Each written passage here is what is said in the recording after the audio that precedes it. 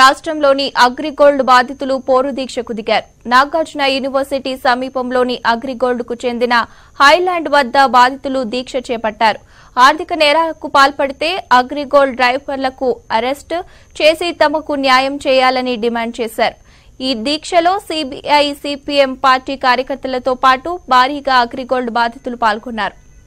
5 కోట్ల మందికి పెద్దన్నగా, తండ్రిగా, పెద్ద కొడుకుగా కాపాడుతానని వాగ్దానం చేశారు.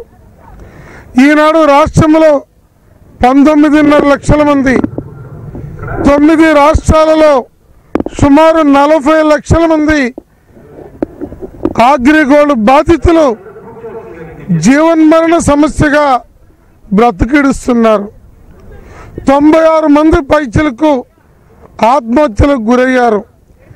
ఎంతో మంది కస్టమర్లు, ఏజెంట్లు దినగండం 100 ఏళ్ల ఆయుష్లాగా ఉన్నారు. ఏ బాబు చెప్పండి, మీరే మమ్మల్ని రక్షించాలి, మీరే మమ్మల్ని కాపాడాలి, మీరు తప్పించి మరి చేయలేరు. ఈ తల్లిలాంటి మీడియా వాళ్ళు ఎంతకంచి చేస్తారు. ఎందరు జీవితాలు పోగైపోతున్నాయండి. 40 లక్షల మంది సంబంధించి ఒక ఈదిలోకి వెళ్ళలేకపోతాను, ఒక ఇంట్లో ఉండలేకపోతాను. ఎలాగ సార్, ఎలాగ చెప్పండి సార్, మీరు ఇన్ని చేసామంటారు. ఈ సమస్య మీరు నెరవేరిస్తే ప్రతి వాళ్ళు మీకు ఈ 175 మంది ఎమ్మెల్యేలకి మా కన్నీళ్ళతో కాలు కడిగి స్నానాలు చేస్తామండి. మీ 175 మంది ఎమ్మెల్యేలు స్పందించండి బాబు. మా 40 లక్షల మంది మీకు మొక్కుతాం బాబు, మీకు మొక్కుతాం బాబు.